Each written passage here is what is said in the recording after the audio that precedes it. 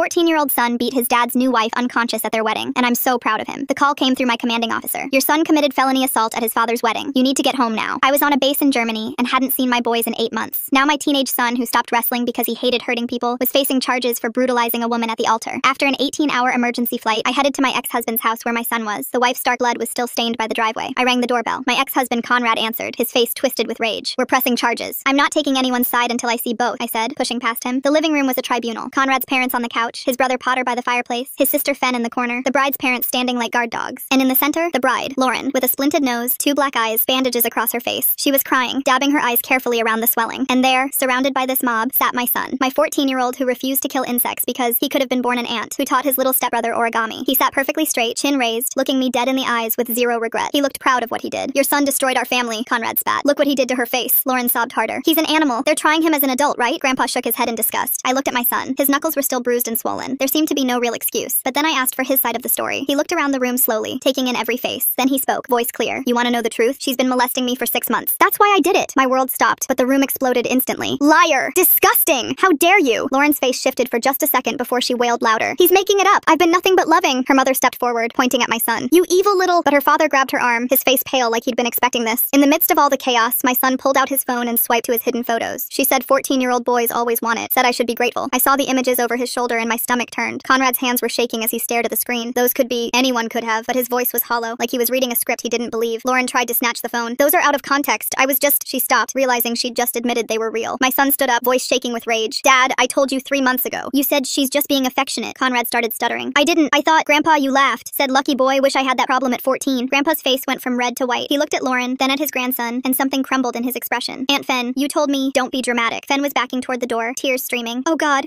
I thought you were just... Uncle Potter, you said I should be grateful. Potter had his head in his hands. Jesus Christ, I was joking. I didn't know she was actually... Grandma, you said boys can't be raped by women. Grandma collapsed into the couch, rosary beads in her hands, whispering prayers. Every single one of you told me to shut up about it. Lauren's parents were having a whispered argument. Her father hissed, not again, Patricia. You said she was better. The word again hung in the air. But that's not why I hit her, my son cut through. Everyone immediately froze. What do you mean that's not why? I asked. Last week I caught her coming out of Tommy's room at 2 a.m. He's 9. My blood went cold. Tommy was my ex-husband's 9-year-old son. Lauren's mask finally slipped completely. That little brat came on to me. Conrad grabbed her by the shoulders. What did you just say? For the first time, real fear flashed across her face. My son was crying now. Ugly, gasping sobs. The morning of your wedding, I begged you. You said not today. I knew nothing I'd say would stop her, so I stopped her the only way I could. My son then wiped his tears and ran upstairs. He came down carrying Tommy, who buried his face in his shoulder. Tommy, did Lauren touch you? The little boy nodded. Then he pulled up his pajama shorts, bruises on his inner thighs. Lauren's mother screamed at her daughter. You promised! You went to therapy! You promised this would never happen again! Lauren stood there, all pretense gone, her bruised face twisted in contempt. That's when my son spoke again. We're children, and every adult in this room chose her over us. I called 911 immediately. Lauren's family was begging me to talk, telling me they'd drop the charges, but I wasn't listening. Well, that's when Lauren ran to the bathroom. I don't know what she did in there, but I didn't care. 10 minutes later, she came out just as police were at the door. They took her away. I took my son Tommy and drove to my best friend's place. But 2 hours later, my phone rang. The detective's voice was serious. We need you at the station immediately. I drove with my stomach in knots. They led me straight to an interrogation room. Turns out, whatever Lauren planted on her phone in the bathroom had gotten me in hot water, and I was about to find out that monsters like her always have a backup plan. The detective walked me down a narrow hallway that smelled like old coffee and floor cleaner. He opened a door to a small room with just a metal table and 2 plastic chairs. He slid a manila folder across the table and told me to take a look. My hands were shaking as I opened it. Inside were screenshots from a phone showing text messages between me and Lauren. The messages showed me telling her she could handle my son however she needed to while I was deployed. One message said I trusted her judgment completely about discipline. Another said teenage boys needed firm boundaries, and I was counting on her to provide them. I stared at these messages I had never sent. My brain couldn't process what I was looking at. The timestamps showed these were from 3 months ago, right when my son first told Conrad about what was happening. The detective sat across from me, watching my face carefully. He explained they found these during their search of Lauren's phone after her arrest. He asked me directly if I had given Lauren permission to discipline my son physically. Then he asked if I had given her permission to engage in sexual contact with him as a form of teaching or punishment. I told him absolutely not, and that I had never sent those messages. I demanded to see my phone records from the carrier to prove it. He said they would need to keep my phone for comparison and forensic analysis. That's when it hit me that I wasn't just there as a witness anymore. They were investigating me as a possible accomplice. They took me to another room where a technician photographed my hands from every angle. Then they rolled each finger in ink and pressed them onto cards. The technician explained they needed to rule me out as an accomplice to the crimes. The word accomplice made my stomach turn over. Lauren was trying to drag me down with her by making it look like I knew and approved of what she was doing. For the next 3 hours, they asked me question after question about my relationship with Lauren. When did we first meet? How often did we communicate? What kind of conversations we had? Whether I knew about her methods with my son. They wanted to know every detail about our interactions. They asked if I had ever discussed discipline strategies with her. They asked if I had noticed any changes in my son's behavior. They asked why I hadn't come home sooner if I suspected something was wrong. Every question felt like a trap. Finally, they let me leave, but they kept my phone and told me not to leave town. I walked out of the station feeling like the walls were closing in. I drove straight to the law office of Casey Maplegrove, who my friend had recommended. Casey took one look at my face and immediately cleared her schedule. She sat me me down in her office and had me go through everything from the beginning. I told her about the wedding and what my son revealed and now these fake messages. Casey started typing rapidly on her computer while I talked. She immediately filed preservation orders with all the major phone carriers and social media companies. She explained that Lauren probably used spoofing apps or edited screenshots during those 10 minutes she was in the bathroom. Casey said we needed to get the actual phone records from the carrier to prove the messages were fake. She also filed requests for Lauren's search history to see if she had looked up how to fake text messages. Casey told me not to talk to the police again without her present. She said Lauren was clearly trying to muddy the waters and create reasonable doubt for her own defense. The next morning, Derek Oakridge from CPS showed up at my friend's house where we were staying. He needed to interview both boys separately as part of the official investigation. He was gentle with them, but very thorough in his questions. He had my son go through everything that had happened with Lauren from the beginning. My son told him about the first time she came into his room at night. He described how she would wait until Conrad was asleep. He talked about the threats she made if he told anyone. Derek wrote everything down carefully and had my son sign each page. Then Derek interviewed Tommy separately in another room. The little boy was scared, but he told Derek about the times Lauren came to his room. He showed Derek the bruises that were still healing on his legs. Derek took photographs of every mark and documented their size and color. Something feels really off about Lauren's bathroom trip. 10 minutes is a long time to just sit there while police are coming. Her mom's reaction about not again and therapy makes me wonder how many times this woman has done this before to other kids. He had a nurse practitioner come to do a full physical exam on both boys. After the interviews, Derek sat down with me to explain what would happen next. He was implementing a safety plan that would allow me supervised contact with both boys while the investigations continued. I would have to meet with them at the CPS office with a social worker present. It felt humiliating to need supervision to see my own son, but I agreed immediately because their safety was all that mattered. Derek explained that the criminal case against Lauren would move forward regardless of what happened with the investigation into me. He said the boys' disclosures were credible and consistent with abuse. The physical evidence on Tommy supported their statements, but he also warned me that Lauren's defense attorney would probably try to use those fake messages to claim I was involved, or at least negligent. Over the next few days, everything moved fast, but also painfully slow. Casey got the phone records from my carrier that proved I never sent those messages. The metadata showed they were created on Lauren's phone using a third-party app. Casey also found that Lauren had searched for how to fake text messages for court and spoofing apps that look real on her laptop the week before the wedding. The police detective called Casey to say they were no longer considering me a suspect, but I was still a key witness. My phone rang while I was still in the parking lot, and the screen showed a military number. Chandler Birchgrove from JAG was on the line telling me my security clearance was now under review due to the ongoing investigation. He said my emergency leave was extended, but I was placed on administrative hold, which meant I couldn't return to duty until this mess was cleared up. I sat in my car feeling like my whole career was falling apart while my kids needed me most. Casey called right after and said she'd gotten copies of those fake screenshots Lauren had shown the police. She was looking at them on her computer and immediately noticed the font was wrong for my phone model. The timestamp formatting didn't match either, and some of the messages had different spacing than others. She'd already called in Corey Cedarglin, who specialized in proving when digital evidence was fake. He was driving over to her office right now to examine everything properly. Meanwhile, Devin Pineshire from Victim Services called to say she'd arranged for Tommy to have a medical exam at the Children's Hospital that afternoon. I drove him there myself, but when we got to the exam room, they told me I had to wait in the hallway. Tommy looked so small walking in there with just the nurse and doctor. I paced that hallway for 3 hours, checking my phone every few minutes and trying not to think about what they might find. The nurse brought him juice boxes twice, and each time I caught a glimpse of him sitting on the exam table in a hospital gown. When they finally finished, Tommy came out holding a stuffed bear they'd given him and wouldn't look me in the eyes. Devin walked out with a thick folder of documentation and told me they'd found evidence consistent with his disclosure. My phone started buzzing with voicemails from Conrad, who was losing his mind about not being able to see Tommy. The safety plan required all visits to be supervised now, and he was screaming into my voicemail about how this was all my fault. First message, he blamed me for turning our son against Lauren. Second message, he blamed Lauren for being a predator. Third message, he blamed our son for ruining his wedding. Fourth message, he was back to blaming me for not warning him about Lauren, even though I'd literally just found out myself. His parents were calling too, but I deleted those without listening. Lauren posted bail that same day using her parents' money, and within hours her lawyer had filed a restraining order against me. The paperwork claimed I'd orchestrated the whole situation to get custody of Tommy, and that I'd coached my son to attack her. She was painting herself as the victim of a jealous ex-wife's scheme. Casey said this was typical predator behavior trying to flip the narrative. The next morning was my son's CPS interview with Derek Oakridge at the Children's Advocacy Center. My son sat in that little room with the cameras and told Derek everything in detail. He gave exact dates when he'd told his dad about the abuse 3 months ago. He remembered the specific words his grandfather used when he laughed it off. He knew what his aunt was wearing the day she told him not to be dramatic. He even remembered what TV show was on when his uncle said he should be grateful. Derek wrote everything down and created an official timeline of every adult who'd been told and failed to act. The safety plan they put in place meant both boys had to stay at my friend's house with me, only allowed there during approved hours. We set up a weird routine where I'd arrive at 7 in the morning to get them ready for school. I'd leave when they got on the bus and come back at 3 when they got home. I had to leave again at 8 every night, which killed me because that's when Tommy had the worst nightmares. My friend would text me updates about him crying for me, but I wasn't allowed to come back until morning. We lived like this for weeks, waiting for court dates and investigations to move forward. Then an email came from Tommy's school counselor that made me sick. She'd pulled his records going back a year and found clear changes starting 6 months ago, right when Lauren moved in. His grades dropped from A's to C's, and he'd gone from never missing school to having 12 absences. His teacher had noted he'd become withdrawn and stopped participating in class. Another teacher wrote that he'd started falling asleep at his desk. The counselor had even called Conrad about it, but he'd said Tommy was just adjusting to having a new stepmom. All these warning signs had been documented and ignored while that monster was hurting him. Casey forwarded me another development when the detective called her about finding a voice memo on Lauren's phone. It was supposedly me threatening to destroy her life if she married Conrad. The detective was sending it over for analysis, but warned it sounded pretty convincing. Casey immediately demanded the original file, not just a copy, so Corey could examine it properly. Corey got to work on the audio file as soon as it arrived at Casey's office. He pulled up the metadata first and found the file had been created just 2 days before the wedding. The wave patterns showed weird inconsistencies inconsistencies where background noise suddenly changed. He isolated different layers of the audio and found evidence of voice splicing where words had been cut from different sources and pasted together. The modulation patterns didn't match natural speech, and there were digital artifacts showing AI voice generation markers. Corey said he could prove in court that this audio was completely fabricated using at least 3 different source recordings and an AI voice tool. Casey immediately filed the evidence with the court and started the process to subpoena Lauren's phone carrier records. She explained that getting the actual call logs and metadata would take at least 3 weeks. Every single day felt like a month while we waited. I couldn't sleep properly knowing Lauren was still out there spreading lies about me. Casey kept reminding me that building a solid case takes time, but I was going crazy watching my life fall apart. 2 days into the wait, Casey forwarded me an email marked confidential from Lauren's father. He admitted that Lauren had an incident with a neighbor's child 5 years ago. The family had moved states afterward, and he wanted immunity before giving us more details. Casey said we'd need the prosecutor's approval for any immunity deal, which could take weeks. The restraining order hearing came up first, and I thought we'd finally get some protection. Casey argued that I'd never threatened Lauren and was only defending my son from abuse. The judge barely looked at our evidence before issuing mutual no-contact orders. He said given the serious allegations on both sides, he was being cautious. I wanted to scream that being cautious meant protecting children, not their abuser. Meanwhile, Tommy had his medical exam at the children's hospital. The doctor found evidence consistent with abuse, but used such careful medical language it made me sick. Terms like findings suggestive of trauma and injuries consistent with reported mechanism, instead of just saying what we all knew. The report would help our case, but it felt like nobody wanted to say the actual words. Then Casey got a call from a police officer who'd been reviewing body camera footage from the wedding. He'd found audio of Lauren talking to her mother after my son hit her. In the recording, you could hear Lauren saying, "Those photos shouldn't matter," before her mother shushed her. Casey immediately requested a copy and filed it as evidence in both cases. She explained her strategy was to defend me from the false accusations while keeping my son's assault case completely separate. 2 different legal tracks meant double the work and double the cost. She warned me this would be expensive and exhausting, but we had no choice. I'd already spent $8,000 and we were just getting started. That same week, I got formal notice from my military command. My security clearance was suspended pending the investigation outcome. Even if I was completely cleared, this would end any chance of promotion. 15 years of perfect service destroyed by one lying predator. My commanding officer called personally to say he believed me, but his hands were tied. Protocol required suspension for any accusation involving minors regardless of evidence. I'd gone from training soldiers in Germany to sitting in my friend's living room unemployed. Corey had finished his full analysis of the fake voice memo by then. Lauren's father suddenly having information about an old incident with a neighbor's child but wanting immunity first. That timing feels awfully convenient. Why didn't this come up when his daughter first got arrested instead of waiting until now to mention it? He found proof it was created using at least 3 different recordings spliced together. The digital artifacts showed clear evidence of AI voice generation software. The creation timestamp in the file's metadata was 2 days after Lauren claimed I'd left the message. He wrote up a detailed technical report that Casey said would demolish their evidence in court. But courts move slowly, and every day that passed was another day my kids suffered. CPS started their evaluation process for Tommy's placement since Conrad's parents had minimized the abuse. The caseworker interviewed family members to see if any relatives could provide a safe home. She mentioned they might need to consider therapeutic foster care if no family placement was appropriate. The thought of Tommy going to strangers made me physically sick. Conrad's sister called saying she'd take Tommy, but only if I admitted I was lying. His brother said the same thing. They all wanted me to confess to making everything up before they'd help. The CPS worker said their conditional offers showed they weren't suitable placements. She started looking at Conrad's extended family, but most lived out of state. 3 weeks into this nightmare, Conrad showed up at my friend's house demanding Tommy. My friend Sarah saw him pull up and immediately called the police while locking the doors. I grabbed my phone and started recording video from inside the living room window. Conrad was pounding on the door screaming that Tommy was his son. He said the safety plan was illegal and he had parental rights. Tommy was hiding in the bedroom closet crying and my son was trying to comfort him. The police arrived within 10 minutes, but Conrad had already kicked the front door hard enough to crack the frame. They made him leave but said without a restraining order they couldn't arrest him. Sarah had to pay for a new door and install security cameras that same day. Casey filed emergency paperwork for a protective order, but the judge wouldn't hear it for another week. Every night we'd hear cars slow down outside and wonder if it was Conrad coming back. Tommy started wetting the bed and having nightmares about Lauren coming to get him. My son stopped eating properly and lost 12 pounds in 3 weeks. The stress was destroying both kids while the legal system moved at a snail's pace. Casey kept saying we were building a strong case, but I could see my children falling apart. The phone records finally came back showing Lauren had never received any calls from my number, but her lawyer argued that didn't prove anything since I could have used a different phone. The prosecutor called a meeting 2 days later at the courthouse where he laid out my son's options while Casey sat next to us taking notes. He pushed papers across the table showing the assault charges could mean juvenile detention, but mentioned something called a diversion program. Casey leaned forward and started talking about counseling alternatives while my son sat there silent and pale. The prosecutor kept checking his watch like he had somewhere better to be. Casey pushed for therapy instead of any formal charges, and after 40 minutes of back and forth, they agreed to consider it if my son completed a written statement about everything. That night, my son sat at the kitchen table for 4 hours writing page after page about what Lauren did to him. His hand cramped up twice and he had to stop to shake it out. I made him hot chocolate, but he didn't touch it. When he finally finished, he had 12 pages front and back describing every single thing she'd done. He wrote about how she'd come into his room at night and touch him while he pretended to sleep. He wrote about the photos she made him take and how she said nobody would believe him. He wrote about catching her with Tommy and how he knew the wedding was his only chance to stop her. Reading it made me throw up twice in the bathroom while he slept on the couch. The next morning, we drove Tommy to the Children's Advocacy Center for his interview. The building looked like a regular house from outside with toys in the waiting room and bright paintings on the walls. They took Tommy back to a special room with cameras while I sat in the lobby watching other parents stare at their phones. The interviewer was trained to talk to kids about abuse without making it worse for them. I could hear Tommy crying through the door even though they said it was soundproof. After 2 hours, they brought him out and he wouldn't look at me. The interviewer pulled Casey aside and showed her the preliminary report on her tablet. The grooming pattern started 6 months ago with small boundary violations that got worse each week. Lauren had told Tommy it was their special secret and that bad things would happen if he told. The report documented bruising and multiple stages of healing and behavioral changes his teachers had noticed. Casey said this report alone would strengthen the criminal case significantly. That afternoon, the detective called me into his office and warned me about talking to Conrad's family. He said any coordination between witnesses could look like tampering even if we were just checking on each other. Casey told me all communication had to go through her office from now on to avoid any appearance of interference. She gave me a special email account to use only for case-related messages that she could monitor. 2 days later, Casey got a judge to sign an order for complete forensic imaging of Lauren's phone. The tech team would recover deleted files and hidden apps to find the real source of those fake messages. Lauren's lawyer fought it for a week, saying it violated her privacy, but the judge sided with us. The phone company finally sent over the complete records showing every call and text from my phone for the past year. Casey spread them out on her conference table and highlighted the relevant dates with a yellow marker. There were 0 messages to Lauren's number during any of the times she claimed I'd threatened her. Casey called it our first solid piece of evidence that she was lying about the threats. She filed it with the court that same afternoon while I sat in her office eating stale crackers from the vending machine. Corey called Casey's office the next morning with big news about Lauren's phone. He'd found a spoofing app hidden in a calculator folder that was installed at 11:47 p.m. the night of the wedding. That matched exactly when Lauren locked herself in the bathroom after we called the police. The app could fake messages from any phone number and make them look real in screenshots. Corey sent over the technical report showing the installation timestamp and app history. Casey immediately forwarded everything to the prosecutor, who called back within an hour. He said he was becoming less interested in pursuing any charges against me given the mounting evidence, but he wouldn't formally close the investigation yet because that's how prosecutors protect themselves from lawsuits. Casey said this was typical hedging, and not to worry about it, but I couldn't sleep anyway. 3 days later, my phone started blowing up with notifications from numbers I didn't recognize. Someone had leaked details about the case online and posted my name and photo on social media. The messages started nice enough with people saying they supported me, but quickly turned dark. Death threats filled my voicemail within hours. People found my work email and sent graphic descriptions of what they wanted to do to me. Someone posted my friend's address where we were staying and said they were coming to burn it down. Casey helped me screenshot everything and file police reports while we installed security cameras at my friend's house. The harassment got so bad I had to change my phone number twice in 1 week. My friend's kids were scared to go to the school because cars kept driving slowly past the house taking pictures. Casey hired a private security company to patrol the neighborhood and escort us to court appearances. The online mob had decided I was guilty without knowing any facts about the case. 3 days later, a letter showed up from Fenn with shaky handwriting saying she was sorry for not believing my son. Potter sent a text saying he wasn't picking sides but needed space from the whole situation. Conrad's parents completely stopped answering calls or messages like we didn't exist anymore. The family was splitting apart with everyone choosing their own way to handle the guilt. CPS came to my friend's house that week with paperwork about Tommy's placement. They said he needed to stay in therapeutic foster care and my friend's family qualified since they had the right training. Tommy would get to stay where he felt safe while getting help for what happened to him. The social worker brought toys and books to help him feel more at home. My friend's kids were being really gentle with him and teaching him card games. 2 weeks passed before Lauren's lawyer filed papers trying to get my son's photos thrown out as evidence. She claimed they were illegally obtained and couldn't be used in court. The motion meant my son might have to testify about how he got the photos. Casey immediately started preparing counter-arguments about why the evidence should stay. The hearing got scheduled for the following month with everyone required to appear. Meanwhile, my son had to go to juvenile court for the assault charges. The judge looked at all the evidence and offered him a diversion program instead of regular prosecution. He'd have to do therapy twice a week and 60 hours of community service at the animal shelter. If he completed everything successfully, his record would stay clean. My son nodded and signed the papers without saying anything. The military called me that same week about an administrative board hearing. They said the negative publicity from the case was affecting unit morale and base security. My security clearance was under review and they were questioning my humanitarian leave status. Why did Lauren wait until she was locked in the bathroom to install that spoofing app? That timing seems way too convenient, like she already had a backup plan ready to go just in case things went bad at the wedding. I had to submit pages of documentation explaining everything that happened. The hearing got scheduled for 3 weeks out with my career hanging in the balance. During the suppression hearing, the judge kept asking Lauren's lawyer to explain technical problems with her phone evidence against me. Corey had found timestamps that didn't match and metadata showing files were created after she went to the bathroom. The lawyer kept stumbling over his words, trying to explain the inconsistencies. The judge frowned and took notes while Lauren sat there looking nervous. Her bruises had faded, but she kept touching her face like they still hurt. After 3 hours of testimony, the judge said he'd rule within 2 weeks. CPS finished their investigation and officially found that Lauren had abused both boys. They also found Conrad guilty of failure to protect his children from a known threat. He got mandated to take parenting classes every week for 6 months. The safety plan got extended another 6 months with surprise home visits included. Conrad started showing up to the required classes without complaining. He sat in the back taking notes and asking questions about warning signs he'd missed. His anger was shifting away from us and toward Lauren as more evidence came out. He started sending short emails asking how Tommy was doing. One morning, I woke up to dozens of Facebook messages from accounts I didn't recognize. They were all saying horrible things about me and my son, but using details only Lauren would know. Casey documented every single message and tracked the IP addresses back to Lauren's apartment building. We filed contempt charges since she was violating the no-contact order through her friends. The judge scheduled an emergency hearing about possibly revoking her bail. Lauren showed up with a different lawyer who argued she couldn't control what her friends did, but Casey had proof she'd been logged into the fake accounts herself. My son started trauma therapy but wouldn't talk for the first 3 sessions. He just sat there drawing pictures of birds and trees while the therapist waited patiently. On the 4th session, he finally said one sentence about feeling dirty all the time. The therapist gave him special soap to use when the feelings got too strong. Week by week, he started saying a few more words about what happened. Sometimes he'd stop mid-sentence and go back to drawing birds. The therapist said this was normal and healing would take time. Tommy was doing better in his therapy using play dolls to show what happened. His therapist was documenting everything for the criminal case. My friend's family was being amazing with him, and he'd started smiling again sometimes. The military board reviewed all my documents and testimony from Casey about the false allegations. They decided to extend my humanitarian leave but put me on administrative duty when I returned. My security clearance stayed intact but would be reviewed again in 6 months. Conrad's parents finally sent one email saying they needed time to process everything. everything. They admitted they should have listened when my son first spoke up. Potter started texting again, asking if the boys needed anything. Fen sent gift cards for clothes and toys, but still couldn't face us in person. The family was slowly trying to figure out how to move forward with all this guilt. The school called me 3 days later about setting up my son's return. We sat in a conference room with the principal, 2 counselors, and the special education coordinator. They kept using words like trauma-informed approach and modified schedule while I filled out stacks of paperwork. My son would start with half days and work up to full-time over 6 weeks. A counselor would check on him every morning and afternoon. He'd get extra time for tests and could leave class if he felt overwhelmed. The principal assured me they'd keep everything confidential, but I knew how schools worked. By the time we left, I could already see teachers whispering in the hallway. That same afternoon, I checked my email and saw the promotion list had posted. I scrolled through 15 years worth of peers getting their names on there. Mine wasn't anywhere. My commanding officer had warned me this would happen, but seeing it made my chest tight. All those deployments, all those perfect evaluations, gone because of one incident that wasn't even my fault. I closed my laptop and tried not to think about the retirement points I'd never earn now. 2 days later, a certified letter arrived from Lauren's family's lawyer. They wanted us to sign NDAs or face a defamation lawsuit for $2 million. The letter claimed we'd damaged Lauren's reputation with false accusations. I immediately called Casey, the lawyer my friend had mentioned might help us. She laughed when I read her the letter. They're scared. This is desperation. Casey met me at a coffee shop that afternoon with a stack of her own papers. She'd already pulled Lauren's arrest record and the CPS reports. We're not signing anything that silences these boys, she said. I watched her highlight sections of their proposed agreement. Look at this clause. They want the boys to never speak about the abuse, even in therapy. She crossed out entire pages with a red pen. Over the next week, Casey went back and forth with their lawyers. They offered us $50,000 to drop everything, then $100,000, then $200. Each time Casey told them the same thing. My clients want justice, not money. Their lawyer got nasty, threatening to bury us in legal fees. Casey didn't even blink. Try it. I work on contingency for abuse cases. She slid a counter-proposal across the table. Criminal prosecution goes forward. No NDAs, no money changes hands. The lawyer's face went red, but he took the papers. Meanwhile, the prosecutor called with news about Lauren's case. She's been offered 18 months if she pleads to misdemeanor assault. I felt my stomach drop. Misdemeanor? She molested 2 children. The prosecutor sounded tired. Her attorney is good. They're claiming the evidence is circumstantial. He explained how Lauren's lawyer was filing motion after motion to get evidence thrown out. They wanted my son's photos excluded as illegally obtained. They claimed Tommy's testimony was coached. Every delay tactic in the book. We're looking at trial in 8 months minimum, he said. The court's backed up. 8 months of waiting, of legal bills piling up, of my son having to relive this over and over. That night around 11, my phone rang. Tommy's small voice came through. I can't sleep. She's in my dreams. I could hear him crying. I walked him through the breathing exercises his therapist taught him. In for 4, hold for 4, out for 4. We did it together for 10 minutes until his breathing steadied. Conrad got on the phone briefly. This happens every night now. He won't sleep in his own bed. I called Tommy's therapist first thing in the morning for an emergency session. She fit him in that afternoon. 3 weeks passed before my son's juvenile court date arrived. The judge reviewed his therapy attendance records and the reports from his counselor. My son had shown up to every single session. The judge approved his diversion program with conditions. 100 hours of community service at the animal shelter. Weekly therapy for a year. Monthly check-ins with a probation officer. No contact with Lauren or her family. My son nodded at each requirement. The judge reminded him this was his chance to avoid a permanent record. We started the community service that weekend. Watching my son clean kennels and walk dogs, you'd never know what he'd been through. The animals loved him immediately. Casey called the next morning with good news. I filed a motion to get Lauren's previous therapy records. Lauren's family fought it hard, claiming privacy rights. But Casey had found a precedent about pattern behavior in abuse cases. The judge sided with us. The records from her previous therapist in Michigan are being sent over. Casey's voice had an edge of excitement. There might be other victims. We'd know within 2 weeks what those records contained. That same day, I got called into my commander's office. The formal reprimand was waiting on his desk. Conduct unbecoming for the negative attention brought to the unit. It was the lightest punishment possible, but it still felt like a punch. My commander looked uncomfortable as I signed it. I fought for you. This was the best I could do. The reprimand would stay in my file forever. Any board that reviewed my record would see it. My military career had effectively ended, even if I could stay in. I walked out of his office knowing I'd never make rank again. The next few days blurred together with lawyer meetings, therapy appointments, and school conferences. Every step forward felt like 2 steps back. But we kept going because what else could we do? The boys needed normal as much as we could give them, even if normal now meant counselors and courtrooms and nightmares that wouldn't stop. Conrad started therapy 3 weeks later as part of his custody agreement with CPS. I got the report copy from my lawyer showing what he told his therapist. He sat in that office admitting he'd noticed Lauren getting too close to the boys months before the wedding. He'd seen her touching my son's shoulder too long and sitting too close during movie nights. The therapist wrote down every word and sent it straight to CPS as required by his treatment plan. Lauren's parents showed up at my lawyer's office the next week with their own attorney and a check. They wanted to settle Tommy's civil claim quietly without any court filing that would make headlines. The settlement papers guaranteed Tommy would have therapy paid through age 21 with no limits on sessions. Their lawyer made us sign papers saying we couldn't talk about the money to anyone ever. Lauren's lawyer stumbling through explanations about the phone evidence while she sits there touching her face seems like such a calculated performance. Makes me wonder if they rehearsed this whole nervous act beforehand to gain sympathy from the judge during the hearing. My son went back to the school with a safety plan the counselor helped us write. Kids whispered when he walked down the halls and some moved away from him at lunch. We practiced breathing exercises in the car before school, but some mornings he just sat there shaking. I'd have to call him in sick and we'd try again the next day. The prosecutor called me into her office to show me what they'd found in Lauren's sealed therapy records. 3 other kids from her past had made reports that got buried by different therapists. She withdrew the plea deal right there and said they were adding charges for each prior victim. Casey sat me down in her office with coffee and warned me what was coming. Lauren's defense attorney would attack everything about my military service and how I raised my son. We started doing practice sessions where Casey grilled me like I was on the witness stand. She made me answer the same questions over and over until I could stay calm no matter what she asked. Tommy's foster family sent updates through CPS saying he was doing better each week. He needed therapy twice a week and still had nightmares, but they were committed to keeping him. They told the social worker they'd adopt him if Conrad's rights got terminated completely. My son started his community service at the domestic violence shelter downtown. He helped sort donations and clean the playroom where kids stayed while their moms met with counselors. The coordinator said working there seemed to help him understand he wasn't alone in what happened. Other kids had been hurt too, and seeing them heal helped him believe he could heal. I sat at my kitchen table after the boys went to bed surrounded by stacks of papers. Legal bills from Casey that ate up my savings and therapy schedules for both boys. Court dates circled on the calendar and CPS meeting notes scattered everywhere. The case would drag on for months more with depositions and hearings and evaluations. But tonight my son was sleeping in his bed down the hall instead of juvenile detention. Tommy was safe with people who protected him instead of the house where nobody believed him. That had to be enough for now because it was all we had while we waited for the system to work. Thanks for letting me wonder along with you all today. It really makes you look at things a little differently. Until next time. And if you made it to the end, drop a comment. I love reading all your comments.